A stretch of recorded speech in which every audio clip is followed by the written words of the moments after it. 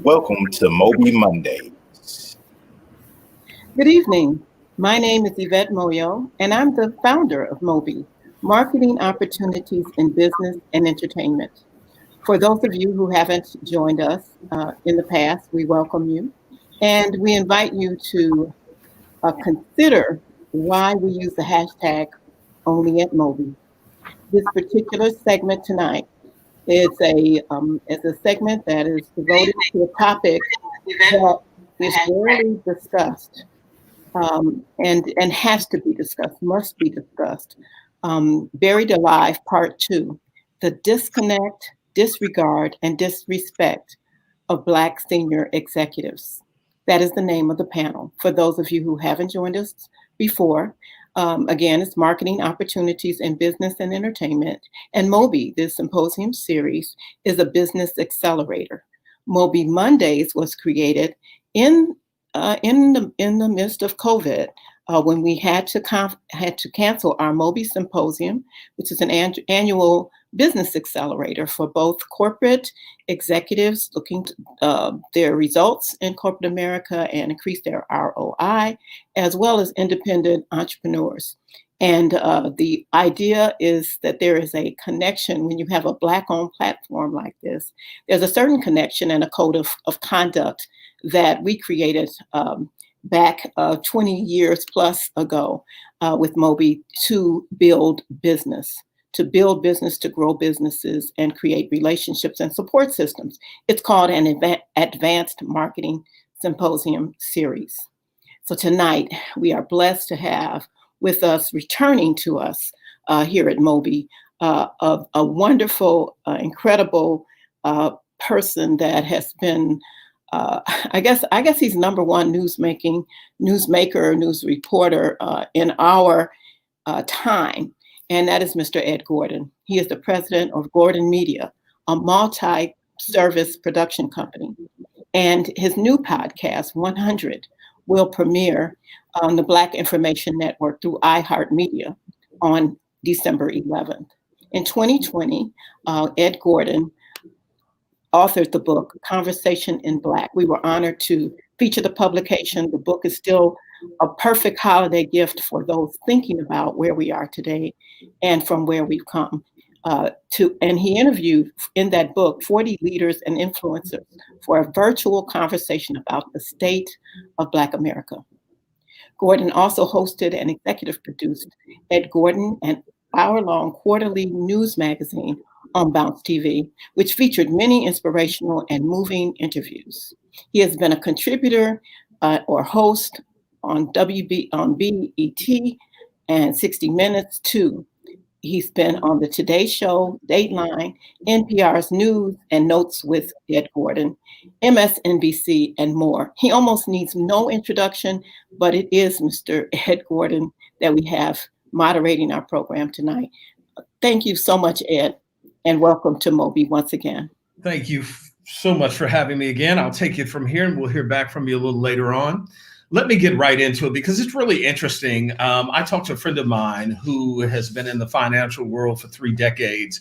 And I told him about the title, Buried Alive, the disconnect, disregard, and disrespect of Black senior executives in corporate America. And he said that was the perfect title. I think all of us who've been in corporate America for any time can tell a personal story here or there in terms of what we saw as a slight or something that we noticed that the companies were not doing for any people of color, women and the like. And it is unfortunately something that we have grappled with a very long time. We'll get into that. Also take your questions and comments throughout the hour. So let me introduce our guest first, Dorinda Walker, CEO of Dorinda Walker Cultural Solutions Group, a strategic diversity marketing consultancy. She is also the author of Protected by Purpose. Richard Jones, PhD. He's been in the nonprofit space across the country in major leadership roles for many years, from government entities to one of the largest, most powerful nonprofits in the country. He's played key roles across the board there. And Yvonne Orr-El has been in development communications in the nonprofit space for 2 decades. She currently runs the YORR Consulting company. So we thank you all for joining us. Greatly appreciated. Dorinda, let me start with you, because you and I have had many a private conversation, quite frankly, if we're being very honest, about the trials and tribulations of corporate America and how intertwined, quite frankly, Black America is to corporate America, often by sponsorship. Even in my book, we talk about, many of our stalwart civil rights organizations are propped up and the like by corporate America. And in the 60s and 70s, that was the want for many an African American to get into corporate America. We certainly thought that we would see, I think, a smoother road by now. Give us a sense of your personal story, and then we'll get into some solutions, hopefully, and something we've been grappling with for a long time. Absolutely. So my personal story is, I worked in the financial services industry for 20 years. I would say the last 10 years, I was focused on increasing engagement with women and diverse consumers. I had a high performing team throughout my career. I was killing it in terms of sales. And there was this sense of, I call it placism, I started to experience, where I would be told, the COO is fond of you, so, you're perceived as a threat, or you're doing too much for Black people, or, you shouldn't be working on multicultural marketing. It should be cultural marketing because you're excluding white men. And I started hearing, a whole bunch of noise. And then there was an organizational change. I was put into an organization where they took away my staff and my budget. They had the audacity to give my staff to a junior associate and told me that she could do my job better. Did not reap the ROI that my team had throughout the years. I was reduced to being the only Black VP in that particular department who was not on the leadership team, who would go into meetings and have to explain why you cannot have a sign that says "Welcome to Wakanda" at a Black event. Had to explain why you can't have a Black strategy and don't understand Black insights, why you need to work with a Black agency. And, I got to a point where, I had this stellar career. I produced these great results. And then there were a few naysayers and people who thought that I was doing too much, that I wasn't worthy of the external recognition that my efforts had received, as well as the internal. And I decided that I no longer wanted to take the emotional abuse. And so I retired and started my own company. But, I've seen it, throughout my 20 years in corporate America. There's so many things that have happened to me. I mean, I've been told by a manager that, my peers didn't respect me because I self-identified as Black first and a woman second. Just so many things that, really, really tried to hurt my spirit and hurt what I was doing. But the one solid thing that I knew was that I did my job well and it netted results. No one could take that away from me. And so, when I look around at the legacy that I left and, the letter, I'm sure a lot of people, I've been on MOBE before. There was a letter that I wrote to the CEO of the company I worked for, Prudential, before I left, outlining all of the bias. An incoming CEO. We should know. New incoming CEO who happened to be that COO, who stood on a stage and cried and talked about how proud he was of my accomplishments as a leader and my development at one point. And then people saw the response, of my letter and were outraged and appalled. I wasn't, because I know the drill. As an executive, that you have to give a canned response because everything that is in writing is can be used in a legal situation. But what I didn't expect was that COO who I had a relationship, who is now a CEO, didn't call me and say, "Dorinda, come in and let's talk, and what can I do?" And so that was a disappointment to me. But it's bigger than the company that I work for. I think the industry as a whole, they have a lot of reckoning with the Black community, because when you look at the financial services industry as a whole, they have a lot of accountability in the economic wealth gap. And that's what I want to talk about a little later. I don't want to take up all the time from the other guys. Let me say this, though, so we can structure for those that are not familiar with the email that you sent. It was a very thoughtful email that did not speak to as much your personal experience or condition within the company and the corporation, as much as it was just an overview of how people of color had issues dealing with what was the environment. You made it very clear not to make it, a personal griping letter. Very thoughtful. I would say not antagonistic at all. And I was a little taken aback by, and even considering the idea of, what corporations must be careful about in terms of what their response is. I was a little taken aback by just what seemed to be barely a paragraph of what the response was. We'll get into that in just a minute. Yvonne, let me move to you and get your sense of what you have seen personally, and then I'll have Richard bring up the rear for us. So Yvonne, what have you seen? Well, thanks, Ed. Mine started years ago, but more recently at a large nonprofit. It started the day that I started, and I should have gotten my heads up then when I was told by my boss, then COO, that I just didn't have the face of the person that they thought would be the spokesperson for the organization. And this is after being communications person for the largest police district, third largest in the country. This is after a stellar career in both communications as well as organizational development. And that was just the beginning of a very lengthy, emotional, and verbally, what I deem to be verbally abusive. If I am a senior executive, I expect to be at the senior executive table, yet I didn't show up until my 4th year at the organization. I would expect that my name, as simple as it may be, can be spelled correctly. And so oftentimes when I would have a seat at the table, my name would be anything but Yvonne Orr-El. I've been Yolanda, I've been Yvette, I've been an oar, like a boat.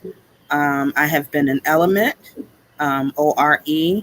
And to have one of the shortest names, out of the team, I just found it to be a travesty, and I stayed quiet. Like Dorinda experienced, I raised a lot of money. It's one of my penchants in life to fundraise and raise money. And when I say I get my money, I get my money. And so oftentimes, very large checks that would come to my regional office would be absconded and then unaccounted for. And then ultimately I would be written up for a lack of raising money when I probably went about 136% over what my annual revenue generating goals were. In the end, it was just a mutual agreement to separate. But it was a white male that actually came to my defense, one of the presidents of the board from another region, that said, how long and how often are we going to ignore this woman that is doing such great work and getting accolades in every place but this organization? And he is still a dear friend to this day, running a large cable company. And I'm grateful and equally sad that it came to his voice and still having been pushed out. And so that's one of many experiences. There's an article I did many years ago in 2009. Michael Luo with the New York Times interviewed me on widening the resume. I went to an HBCU. I am a proud Hampton graduate. But at that particular time in my life, I could not get a job. Literally the moment that I removed Hampton from my resume and just listed the degree and left one of my masters on, which was Spertus, School of Jewish Studies. I got so many different interviews that came my way. I changed my name to YM Orr, and David Orr being a politician, elected official here, many people thought that, I was of his persuasion and possibly related to him. But for 4 years, tried to get gainful employment, and literally within 4 hours of taking those Black identifiers off of my resume, I got offers upon offers upon offers. And it's sad. I'm not that person anymore. My children are grown now. Unfortunately, my parents have passed on. So you can be a beast once you have no one to be accountable to but yourself. And it is a daring age and stage that we're in, where corporations are putting up statements that are just merely statements and nowhere near anything that they intend to stand by in the wake of George Floyd. Yeah, we certainly saw that where, corporations were literally falling over themselves trying to, show that they were on the right side of diversity and inclusion. And many of us knew that many of those corporations just the day before Mr. Floyd's untimely death were a little bit of shell in terms of wanting to address diversity and inclusion within their ranks. Richard, let me ask you to come from the position that you found yourself in on occasions, and that is a CEO, someone who has to look across the board and look at some of the internal difficulties that may be, very sensitive to people of color or to women. Yet there is a bottom line, whether we like it or not, that must be met in corporate America. They try to often tie the problems within to it's just business and the best way to do business. What have you seen over your years in relation to what has worked and what has not? Richard, you're on mute. Unmute yourself. There you go. Okay. Thank you for the question. It's interesting because I have been a CEO in 3 major cities, Cleveland, Ohio, and Boston, Massachusetts, and also in Chicago. And it's always, for me, very interesting feedback I get from friends. Oh, you really have been successful. You're in a top job. But when I reflect over the years, there have been any number of experiences that I have really had to address. And one that I think about recently was when the horrific killing took place of African Americans in a church in Charleston, and how we were all very, very distraught, very concerned because of not only the horrific act itself, but what that represented for us as a country. I decided in my then position, I would actually send out an email identifying my distress, my concern, and also the community I shared with other African Americans on staff around expressing our disbelief that this is still occurring in the United States of America. I thought I was doing the right thing, and in my heart, I knew I was doing the right thing. But all of a sudden, within a span of 24 hours, I received an email from the HR department of the organization. And the HR department requested an opportunity to meet with me along with legal counsel. And I was advised at that particular time that the email that I had actually sent out to staff around a very, very critical social issue in our country was inappropriate. And personally, I was shocked. I was really taken back. One, because it was an affront to my values. 2, I thought that in my role as a CEO, I needed to give voice to a very important social issue in our country. So that experience was reinforcement of the larger context. The larger context is where we live and work in a society that has been shaped by institutionalized racism for over 400 years. And that experience today still reminds me of the work to be done. But that's just one of many I will describe as microaggressions, taken to the shed experiences that I have actually gone through, even though I have been, quote unquote, a very successful CEO. It's interesting because Yvette mentioned the book I wrote that dropped in January, and one of the chapters in it is about Blacks in corporate America and the idea that we have known these stories for decades. And I think that we are starting to feel a sense of not being as shackled to, playing the corporate game, because we saw that it didn't really gain you what you assumed it was going to gain you. At some point, you within your heart or your soul or yourself said, well, I'm going to play the corporate game, because there is a game in corporate America that everyone plays, white, black, male, female, and the like. But it didn't seem to have the end result for us, Dorinda. We have a generation now that is not as enamored with being in corporate America as our generation was, or previous generations. Yet corporate America is one of those sectors that allows African Americans to close the wealth gap. So it is a very precarious position to say, well, forget it, I'll just walk away. In our attempts to find economic equality, what would you say needs to be done so we're not continuously tripping over the same rock? You're muted too. Unmute yourself there. So here's the challenge. You know, the Black folks in corporate America represent just a small percent, right, of the population. They're much greater numbers when you look at the small businesses that generate a lot of economic value. But the key here is you gain a lot of your experience and your know-how to go and run some of those businesses, and how to run a P&L working in corporate America. And then you also don't have the same kind of equitable opportunity as your white peers. And I'm starting to see other nationalities like Southeast Indians who are perceived as a better class than African Americans or Blacks in corporate America, who are outpacing us, even though if you look at Black women in particular, we are better educated. And so it creates this economic gap, because we're not making the 6- and 7-figure salaries. And then when you look at who they're giving their business to on the corporate social responsibility and the philanthropic side, they're giving their money to the same organizations. And I have yet to see where these organizations are being held accountable for the economic impact that they're having.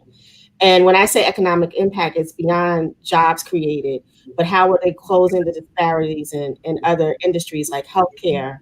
Why aren't there more Blacks in tech? Why aren't they supporting historically Black colleges and universities and creating internships programs specifically for historically Black colleges and universities? So we have to look at a different strategy now. And, you know, when I think about the financial services industry as a whole, I get really, really motivated, because they not only failed Black executives, but they've been a contributing factor to the economic, injustice that continues to plague our community. When you look at redlining, housing discrimination, mortgage, lending markets, reducing access to capital, all of that, the payday loans, that's been a specific industry that profits off of our backs, but doesn't want to give us equality and inclusion. And so we need to start saying, how can we hold them accountable? It's not enough just to write a check to the same organizations and get the same results, because that's the definition of stupidity. If we keep doing the same thing and expecting a different result. Yet we say it's not enough, but we've been seeing that, Richard, go on for decades. If I support NAN or the NAACP or the Urban League, it gives me a soft landing space. Maxine Waters was quick to say that we could keep inviting the same people who are keeping us down and shackled to the dance. Is there a way for us to free ourselves of this and still compete in what is essentially a private game at the end of it? Well, I look at this from a variety of perspectives. I think that, one, we have acquired tremendous knowledge because of the experiences and positions that we have held, albeit having to face any number of challenges.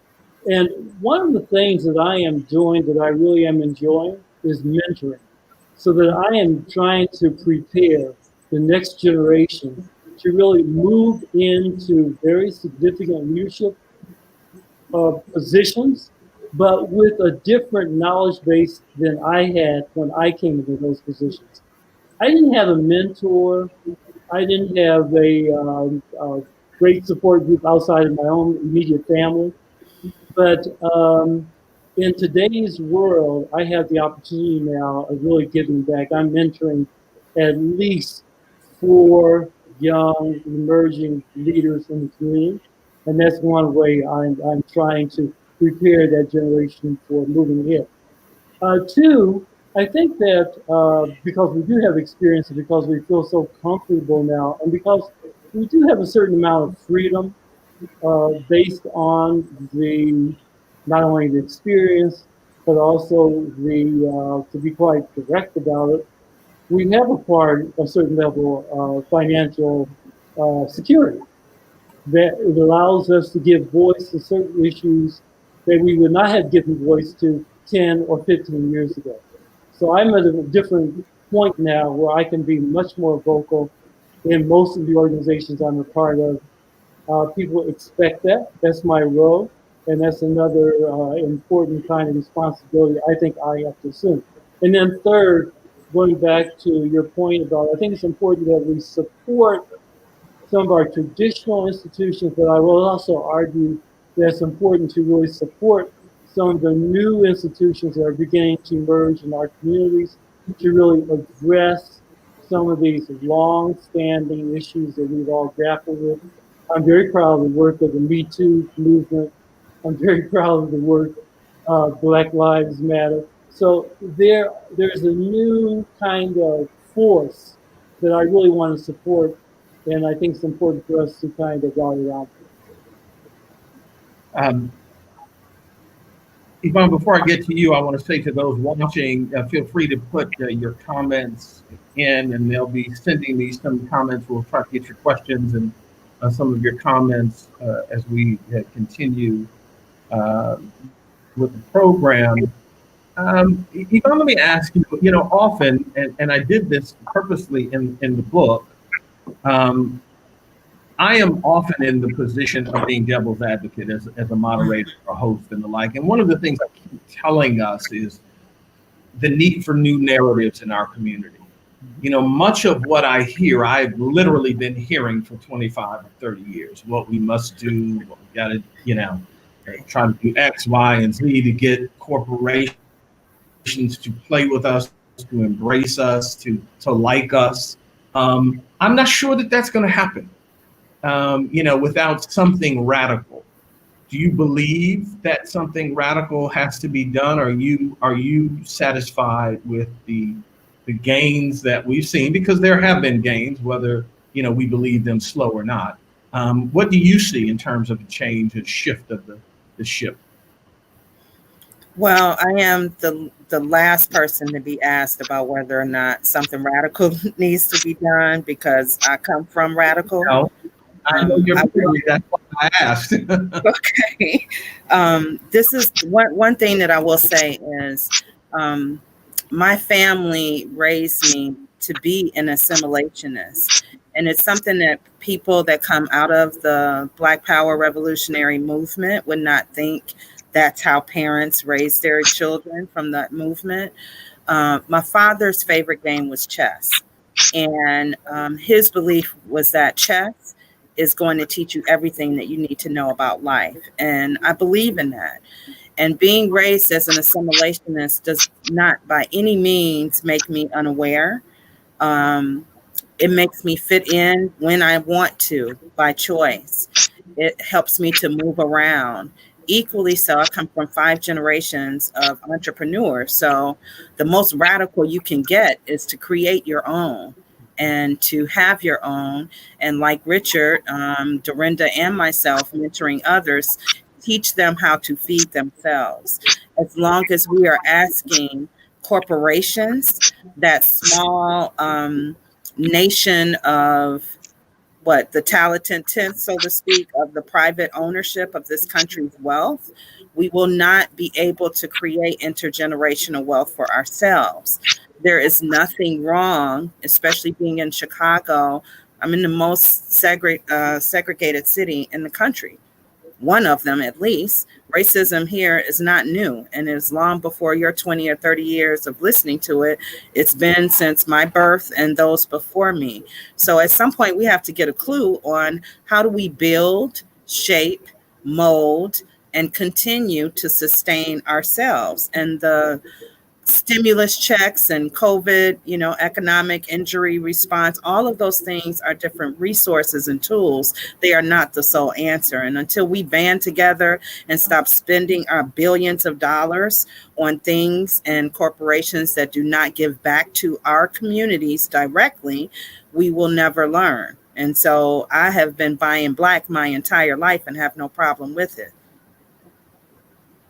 So Dorinda, how do we make that a reality? I mean, we can go back to Garvey and before. We can go back to the 70s and Tony Brown talking about buying black and the coalition of businesses that he wanted to see happen first in communities and then nationally. We have a question here.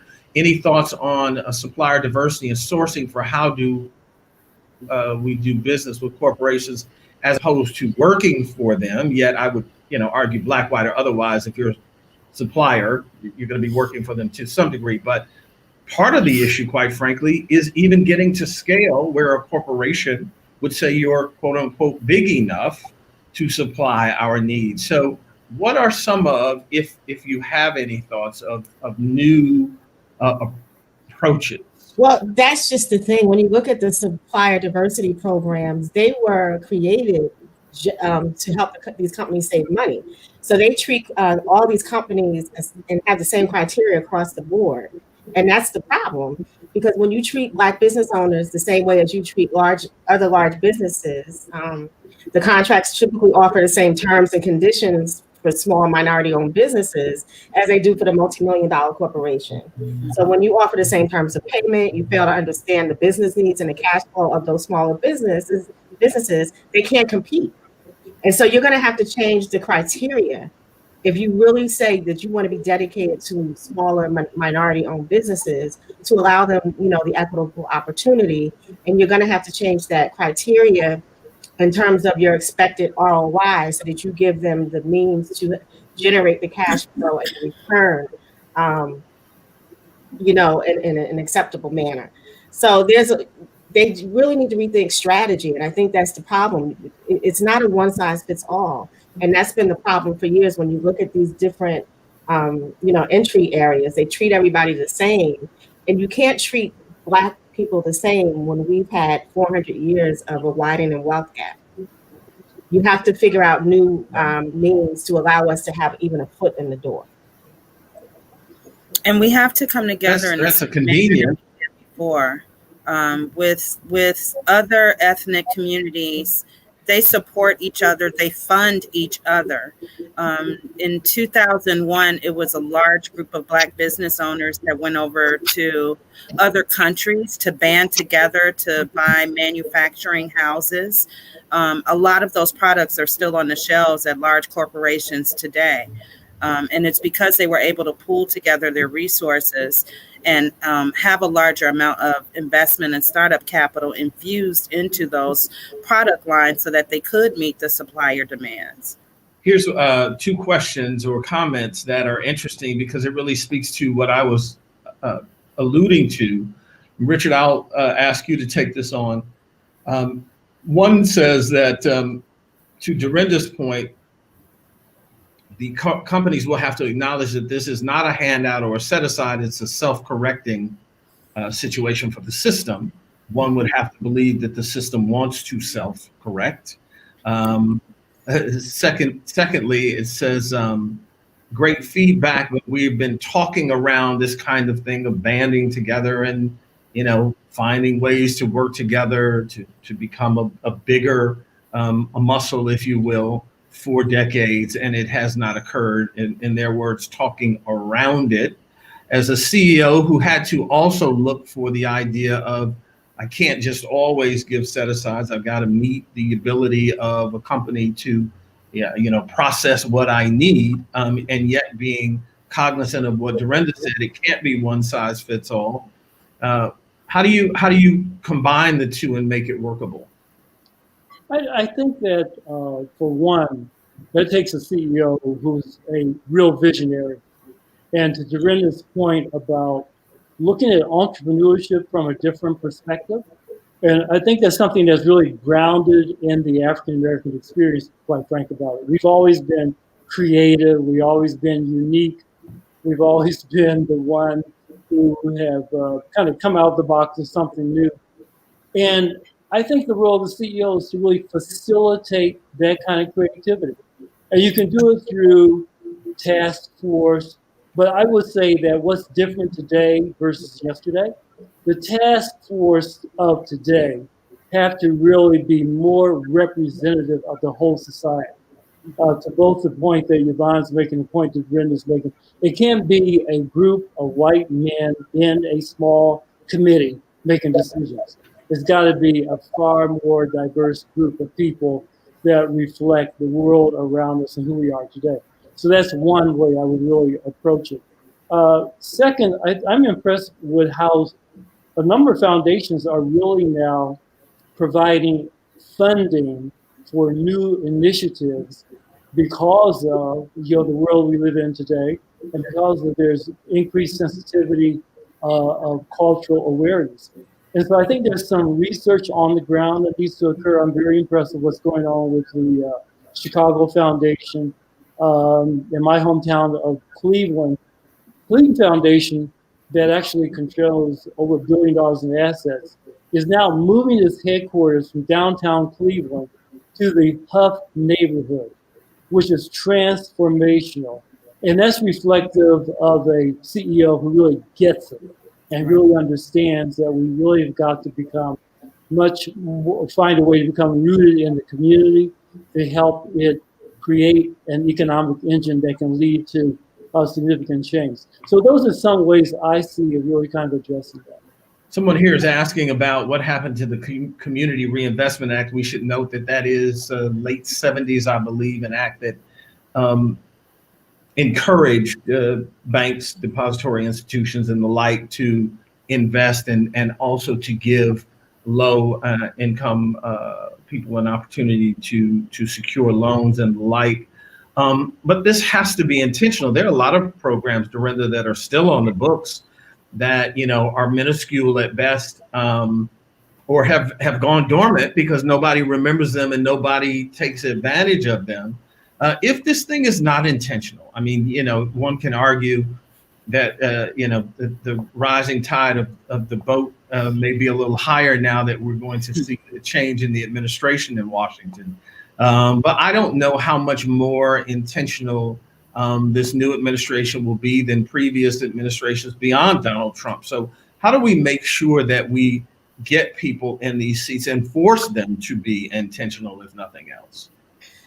Well, I would argue that, when you look at the Me Too movement, for instance, it was very intentional that white women benefited from that, particularly when you look at the board appointments and their rise in the executive ranks. It's intentional where 95% of VC funding goes to white majority businesses and less than 1% go to Black businesses. There's no rational reason why you can't find Black businesses and Black women to put on those boards and to give that funding. So we have to demand, and we have to hold these businesses accountable, to say we should start asking how, what's your percentage of Black women in senior leadership or Black people in senior leadership? Do you have a Black woman on the board? Boycott the businesses. Right. Tell them that we demand this as a consumer. And I think that's the challenge, because we don't put our mouth where our money's going, really. So how do we move that, Yvonne?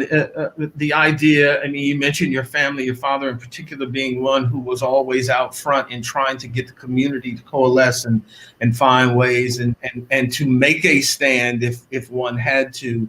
But as we tend to romanticize even the 60s and the civil rights movement, most people play it safe. And, they don't want to get out there. They don't want to put their job in jeopardy. They don't want to spend the time to sacrifice. We're seeing that in COVID, and it has nothing to do with color. People just don't want to sacrifice often. How do we make sure that we're communicating to people, look, we've tried other things for decades now. Part of the issue is that we are not sustaining the kinds of things that Dorinda talked about, boycotts, demands, and the like. Right. Well, mine is more of that persuasion. I'm a subtle rebel rouser. So you'll never see me, making a whole lot of noise just because I'm not raised that way. And I do make noise, I just make it differently. And so with the question about what happened with the CRA dollars, nothing happened. They're still there. And most of that money gets turned back around and goes to the shareholders because not enough companies, small business owners, nonprofits go after the CRA dollars. So the primary strategy to me is always about knowledge.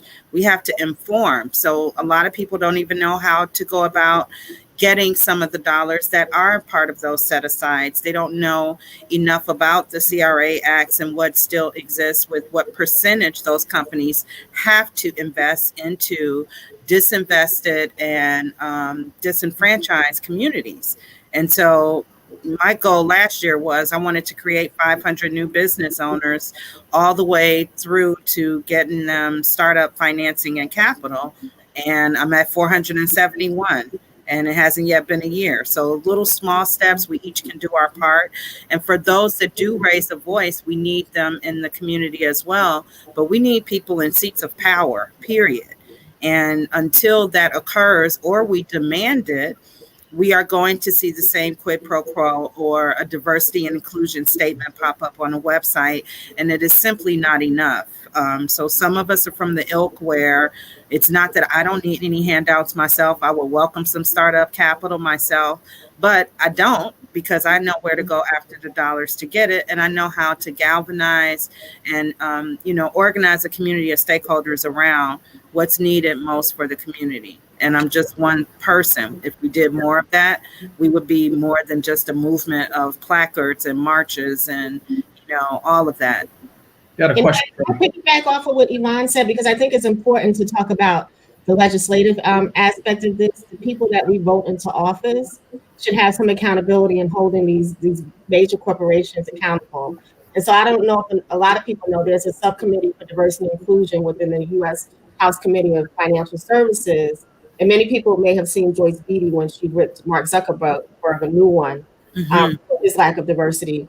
But we need to make sure that we elect, congressional leaders who are going to hold, these corporations accountable for ensuring that we have these opportunities. So I just wanted to add that. We should also note, Dorinda, in that same vein, and I've talked to a number of people within the Congressional Black Caucus, and they say that, people have to understand that they have to have backing.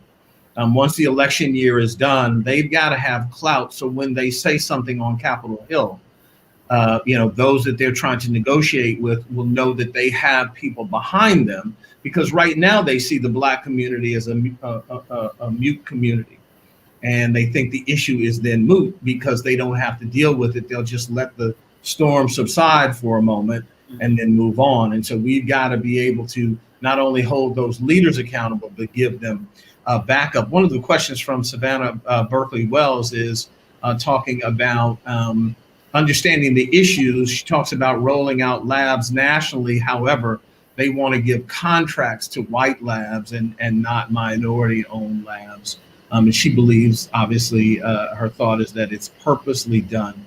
When you look at the idea, Richard, of just the Black tax that we all pay, how do you or can you get around that kind of thing, that you might be, equal or better than the competition, yet because of the history, and the fact that, they vacation together, they know one another, the kids go to school, there's that sense of familiarity breeding contempt. How do you get around that, or can you? I think that's the reality that we really are dealing with. You can't avoid that. That is reality.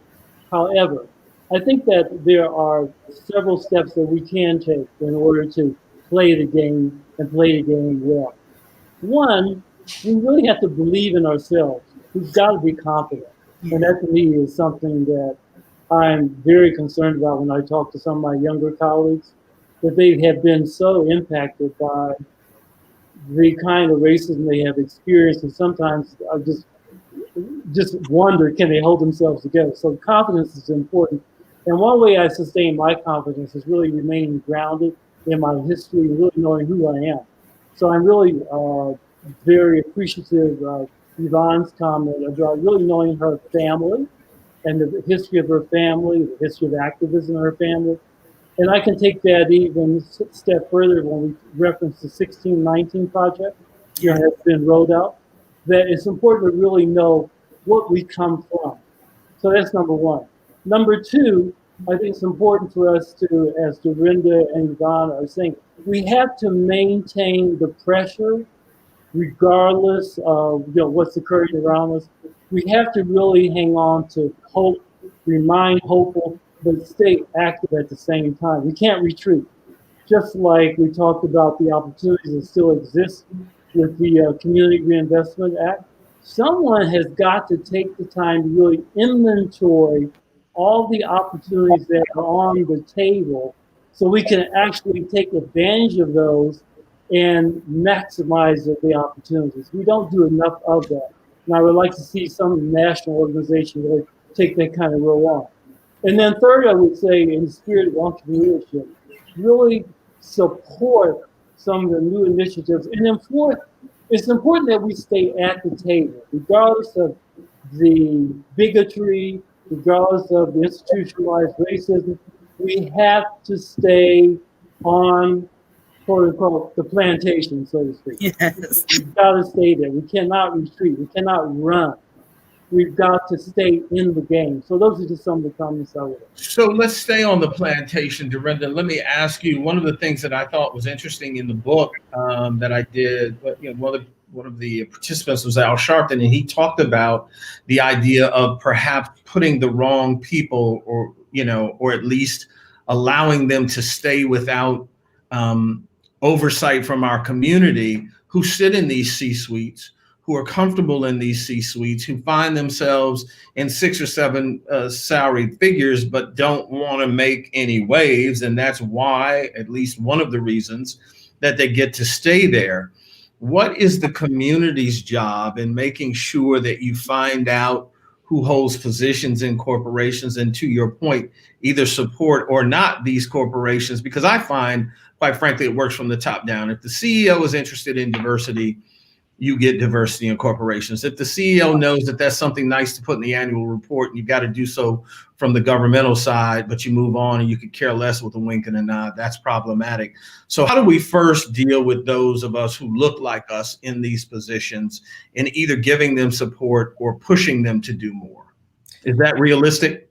I think that it's kind of twofold, because when you get to those certain positions, you're in a battle just to maintain that position, because you have daggers coming in at all sides. So internally, you need people supporting you, whether they're Black or white or Latino, whoever they are, who have some power to help you navigate. And then when you see that those executives are giving back and doing things to uplift certain communities, write letters to the CEO and say, I see what's happening. People wrote letters about the work that I did to the CEO, and so that gave me credibility, and it let him know that the community was out there watching, and they saw what was happening, and let him know that we appreciate you supporting the work that this sister's doing. So we need external recognition, but we also need the internal support. The CEO needs to know if there's a Black executive in that position, that people see them and recognize their work internally and externally. Go ahead, Yvonne. I see you nodding your head. No, the internal, very, very important. And for people of color, it's difficult when you've, quote unquote, made it.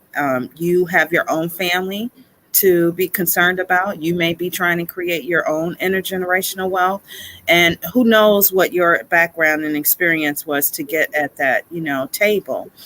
But it has to be at some point where we're holding them accountable. MOBE has been speaking on the fact that some people that came through MOBE now sitting in positions of power and won't even return so much as a phone call. And so there are ways to get to those people, to remind them how they got through the doors. But by no means do I want people to think that this is from a place of, once they get there, they owe us. They owe us nothing, but they do owe the community for allowing that rise to power to occur. And it can't just occur where they're, turning into step and fetches while they sit at that seat of power, because they will be just as quickly unseated as we've seen time and again with other executives, whether they say something or not. So there's no harm in supporting the community that you come from, regardless of your ethnicity. Can I add to that, Yvonne? Because I've seen Black executives get into those senior and C-suite positions and say, I don't want to be the token Black. I don't want to support the Black initiatives. But as soon as they're having problems, they're coming to the Black community, the Black colleagues saying, help. And so it'd be naive of them to think that they got there and part of the reason wasn't because they were Black. Let me just say that. With about 10 minutes to go, I want to give you guys an opportunity to talk about best case scenarios for solutions. Because again, I think that we've talked around this subject, we've talked through it, we've talked for decades now. And we should note that there are no easy answers. And one of the most interesting things that I'm finding in reading Barack Obama's new book is the idea of he gives you a sense of what it is to sit in that seat. And how many angles are coming and how many things you have to look at. It's easy to be, as we like to say, football fans, a Monday morning quarterback. We all can quarterback an NFL team from the couch, but it becomes more difficult when you're giving that posture and power and position. So Yvonne, let me start with you in terms of what you'd like to see us as a community do to better, eradicate some of the problems that we've been dealing with for decades now. There was something earlier this summer called Blackout Day. And we, as a collective nation of people, we were supposed to not purchase anything on that particular day. And I know that it was, somewhat successful, but I know that it's not something that took on enough that it went viral, that it was a global thing. Like, what happened? If we really realized our true power and took back our money for one day, just one day, for what we get from some of these larger corporations in the form of grants, set-asides, diversity initiatives, it is not even a 10th of their entire operational budget. If that. Pennies. Yeah. So yes, I am grateful for the $1 billion given by such and such bank to the community. $1 billion is what they made in a 2.5 hour period on the interest of all of our accounts combined. We have to understand where power lies, and then we have to go after and let that power know, we see you, we helped you, and we will take your power away by withdrawing our dollars. Let me ask you, before I move to you, Dorinda, hang on just a second. Let me ask you though, Yvonne, what would you see as a step to move us past, again, that sense of bringing that to fruition? Because again, Tony Brown in the 70s, Marcus Garvey brought it to us. Even before that, the collected nature of slaves and trying to collect, wealth as that went along to buy freedom for the next. I mean, that's been going on for a long time. We've not seen it in a way that we've been able to galvanize the movement to better the position. And I'm wondering if it takes something like, not this drastic, obviously, but the death of George Floyd to ignite, things that we've been talking about. We've been talking about, police brutality and the like. We've been seeing it, but that moment was the magic moment. Do you think that we have to find something like that is often organic and out of our control anyway? I definitely do not think that we have to find something like that. Unfortunately, there have been many others that we also know their names since George Floyd was murdered, and we are still where we were. The difference being, because I am so behind the scenes, oftentimes I'm privy to a lot of secrets, a lot of indiscretions, a lot of things that should not be done by people that are in seats of power. And I use that as a point of leverage of, you can't just be in this particular powerful seat, act the way that you act, say what you said, and not think that it's going to come out. And this is how you get around that. And so part of my communication skills is teaching corporations how to clean up their mess. So you do another $1 billion, which we've seen from some of those larger corporations.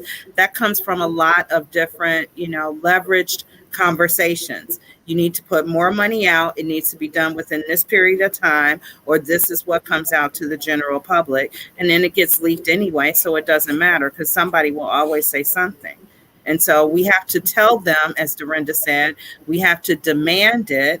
And there are always different ways to do it. While someone is on the streets raising the roof and setting things on fire, somebody also has to be in the boardroom and quietly pricking and saying, this is what we will need or else. And we have the power for whatever that or else is. Yeah.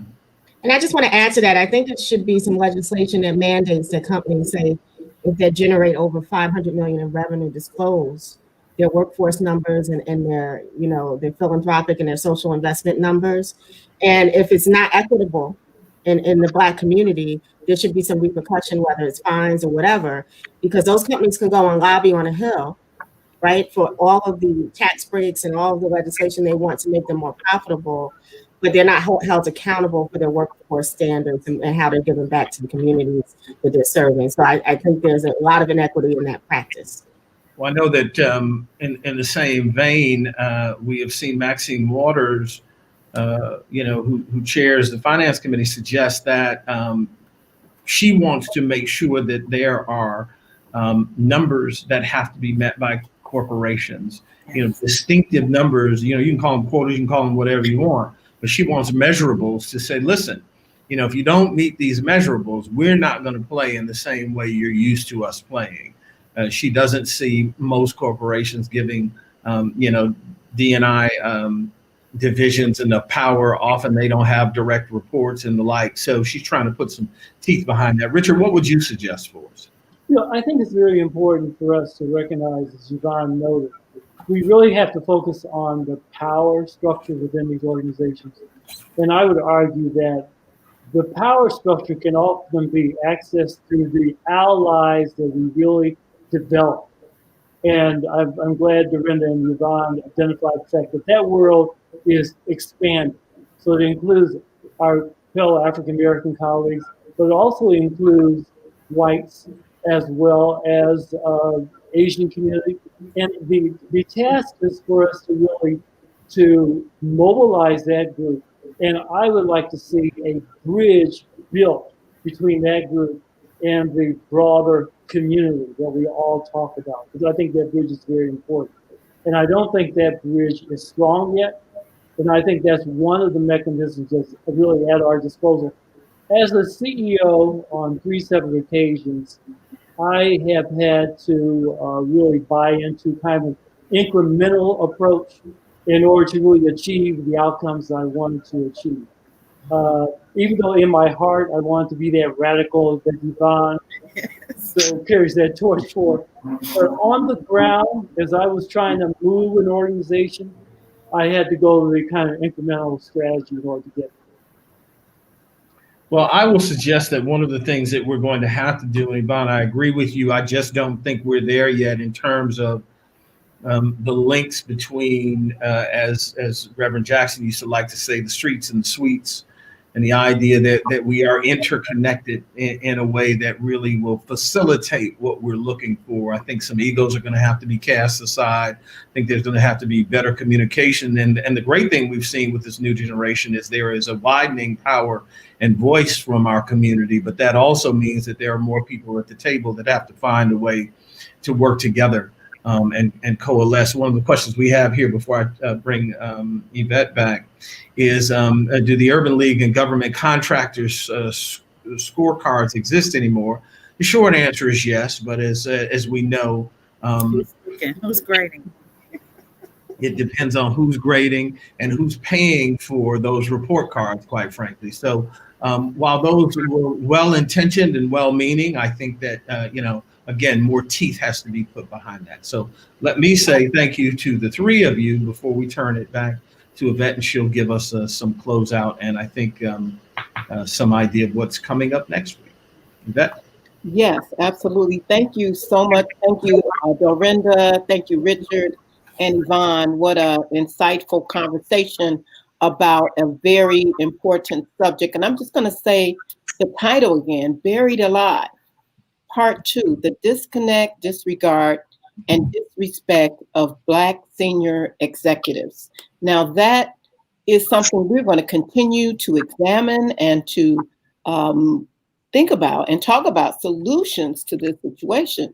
Too many of us are having to leave corporate America because it is a disrespect, a self, um, it's just a disrespect of who we are and who we thought we could be in the world as a contribution. And so therefore, the exit from the corporate ranks, I think, is going to hurt everyone involved. And so there has to be an opportunity. Even the word inclusion says to me, I'll let you be included. Somehow there has to be some other kind of way for us to enter these corporate ranks to make a difference, to make a return on the ROI. Because that's what it's all about, measurable results to say, we can, we can be measured, but you got to have the level playing field that Reverend Jackson talks of. Ed, I really appreciate you. I don't think anyone could really have the insightful kind of conversation you've had. You've met these corporate executives at the top of their game in Fortune 500 companies for years, and you've seen them bite the dust. So I just want to remind us why we call this Buried Alive, that the voice is silenced, that the excellence is diminished because of these barriers we've discussed tonight. And we can't afford to let that happen. I think that Black America in many corporations, I know, we are the margin of profit. Our dollars are the margin of profit for many of these corporations.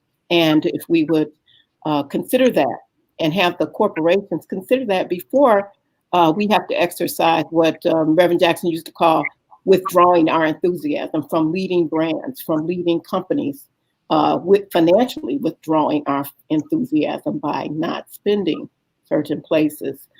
It would be a detriment to all of us to have things fall apart. But it would be a lesson to those who don't pay attention. The CEOs, as you said, Ed, if they aren't, I think Ed said this, diversity, if the CEO isn't committed to diversity is not present. And so the CEO has to be the accountable one. We have to get to know our CEO so we can make a difference. This is not the end of the discussion about what the solutions could be. And I want to just say that we're looking forward to you, Ed, and we know that you'll be approaching this and many other exciting subjects on your new program. We'll be looking for it on the new Black Network. And we hope to continue to see you on the Today Show and Dateline and NPR and Newsweek, because your voice is not like none other. And we want to continue seeing you on those major platforms. And we greatly appreciate you for gracing us with your presence today. Okay, so now we're going to ask Rael to give us an idea of what's coming up next week on MOBE Monday. Thank you for tuning in to MOBE Mondays. Next week, double bind or double opportunity, navigating age and ageism in multicultural marketing. Historically, the marketing and advertising industries have wrestled with inclusion on many levels. One of the forgotten arenas has been the reality of ageism that still permeates the industry. In the rush to chase youth and the latest thing, older professionals and consumers are lost in the rush. The multicultural seniors market faces the double bind of age and culture. But can this industry gap be transformed to a powerful opportunity? Tackling this issue will be our host, Philip McKenzie, Executive Director of AdvancingDiversity.org, and panelist Raquel Zuzart, Equity Project for All. Larry Harris, founder and CEO of Alpha Precision Media, and Edna Kane Williams, Senior Vice President, Multicultural Leadership of AARP, sponsor of MOBE Mondays. Thank you for everybody that tuned in. Please continue to share with your friends and your associates MOBE Mondays. We are growing and we're looking forward to having you next Monday. And thank you to all the panelists. Thank you. Thank you. Thanks, everyone.